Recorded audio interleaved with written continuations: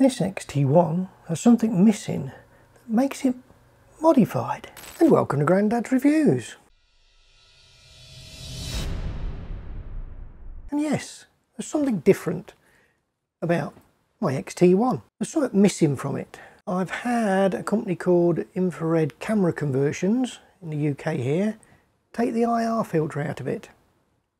So this now is a full spectrum camera. So it can actually capture the full spectrum of light, not just the visible light in the middle section there. So we go all the way down to 300 odd nanometers, all the way up to 800 and something nanometers. So it's actually capturing that whole range. Now initially I had it done because I was going to do a bit more astrophotography, but I found it's quite interesting to use normally. Now if you just want to take normal photos without any infrared, you can still put an IR cut filter on your lens and it's back to a normal camera. But you can also put variable IR filters. Now they're not of the best quality and there is some degradation of the actual image, but you can then vary what nanometers you want entering the camera. So you can go from one end to the other. And it's quite interesting to go out and take some photos, and yeah, it's different. It gives another aspect of photography. So I've took the camera with my variable IR filter, gone down to my usual testing spot, and I've taken some images. Did I think it was worth getting done? Yes, it's given another interest and another avenue of photography. Plus I will be using it for astrophotography when I get the chance. So far not really had much of a chance. But yes, I think it was worth it because I can still use this as a normal X-T1. They've adjusted the autofocus because by taking that filter you remove a thickness of glass which alters how the light rays actually hit the sensor. So that's been all modified so the autofocus works exactly the same. They've also set up a custom white balance in there so I can actually see the image through the viewfinder on the screen as a normal image and not with all the infrared spectrum there. So yeah, I quite enjoy it. The company that did it, excellent. You wouldn't even know the camera's been to bits. They've done a fantastic job and very fast as well. And at a reasonable price. I'll put a link to their website in the comments so you can check them out because they do all cameras, not just Fuji. But yeah, would I recommend it? If you've got a spare camera or one you're not using, the XE1 is a good example. I've got an XE, I was going to use the XE1 but thought I'll use the X-T1. So if you've got something like that, yeah, I think it's something worth trying. They'll put different filters already in so you can have it set to a certain nanometers, but I went the full spectrum because you have a bit more flexibility with it. We'll have a look at those images and see what you think.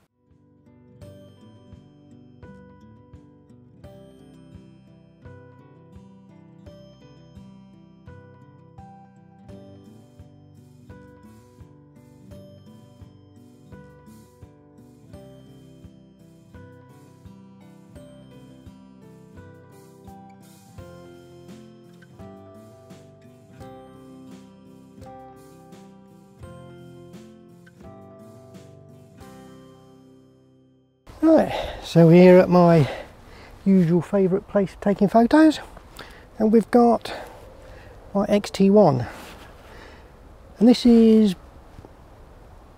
my altered X-T1. I've had this converted to full spectrum, so what that means is the IR filter has been removed from the camera itself and it now captures all that light. So what I thought, just down here I'd take a few shots with the camera and we'll see what the full spectrum actually brings to it. I've also got a variable IR cut filter, so we'll take some shots without that and with it. First thing to say is if you ever get this done you have to be shooting in RAW, otherwise the white balance is baked into your JPEG, and it's the white balance that basically you're going to be altering to get the different effects. So you need as much adjustment as you can, so stick to raw format. So we've got it set to single shot.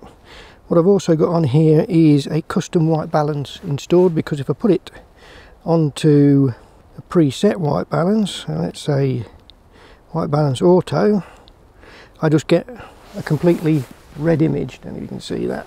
So I have a custom white balance set that gives me a rough idea of what we got. So what we'll do is we'll take some photos either way. Foliage is very good for infrared, and we'll see.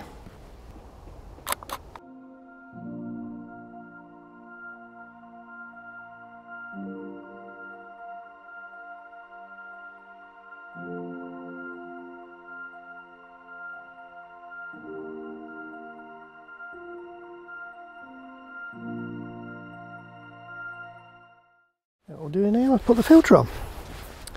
Now I've got the filter on. What this filter can do, we've got from 530 nanometers up to 750 nanometers.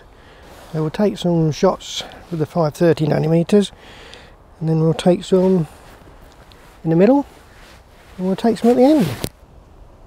And the camera does still autofocus.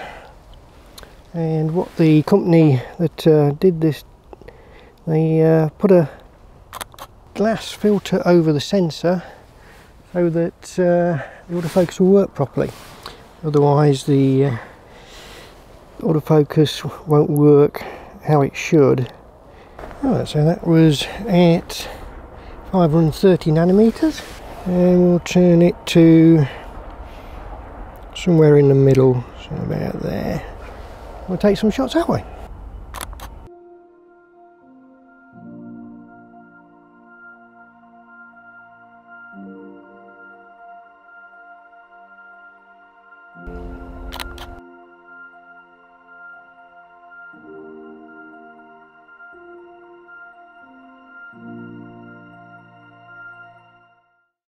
That's some shots at the middle range. Let's wrap it up to the max 750. Now, one thing to note, these variable IR cut filters, they're not the best of quality. A dedicated filter would be easier, but it's handy having the variable. At least I can just try different settings quickly, and if I like a particular setting I can always buy a dedicated filter which will be a better optical value. Let's try it at 750.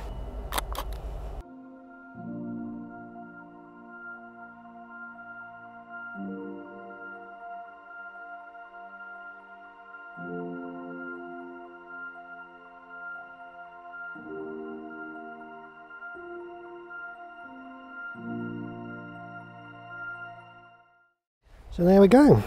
We took a few shots with the X-T1 in its full spectrum. So now we've seen the images, yeah, you get some different effects, from black and white to different colours in the spectrum. And it is interesting to play around with them in Lightroom as well. Just by changing the white balance, you can get some different effects. And yeah, I think it's very interesting to have a go and say, it gives you another photographic outlet. So if you enjoyed the video, give it a thumbs up, that helps the channel. If you want to see more videos like this, hit that subscribe button. Until next time, see you later.